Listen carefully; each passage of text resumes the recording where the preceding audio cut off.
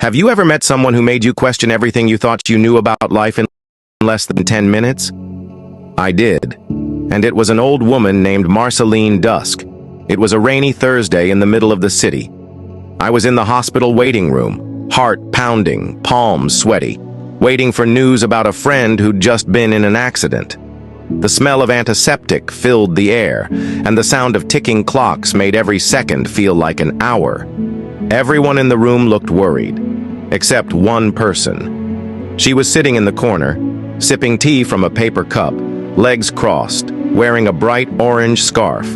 Her hair was pure silver, tied in a loose braid, and her eyes, I swear, they glowed like she'd just heard the best news of her life.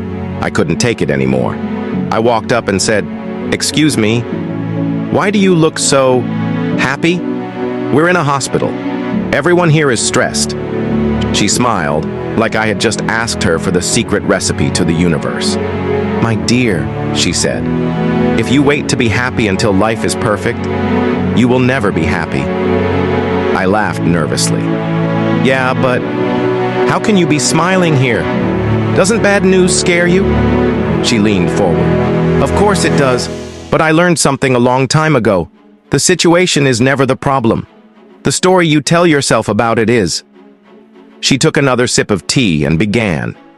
30 years ago, I lost my home in a fire. Everything. Gone. People told me, "You must be devastated." And yes, I cried. For one night. The next morning, I told myself, "Marcelline, you didn't lose your life. You just lost your furniture." And from that day, I made a rule. Whatever happens, I ask myself one question.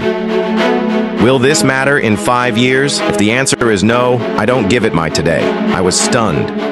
Here I was, drowning in anxiety over something I couldn't control. And this woman was living proof that happiness wasn't about having a perfect life. She said, "Happiness is like carrying your own sunlight. Storms will come, but if the light is inside you, no one can turn it off." Then she stood up to leave. A nurse walked over and handed her a file. I accidentally saw the label.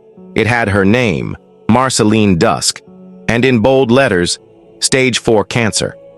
My heart sank, but she just tucked the file under her arm, smiled at me, and said, "I don't know how many days I have left, but I refuse to spend even one of them miserable. That's my choice. And it's yours too." That day, I learned something no self-help book had ever taught me. Life doesn't get easier. We just get better at choosing our story. So, the next time life throws you into chaos, remember Marceline's words. Carry your own sunlight. Because if happiness can survive in a hospital waiting room, it can survive anywhere.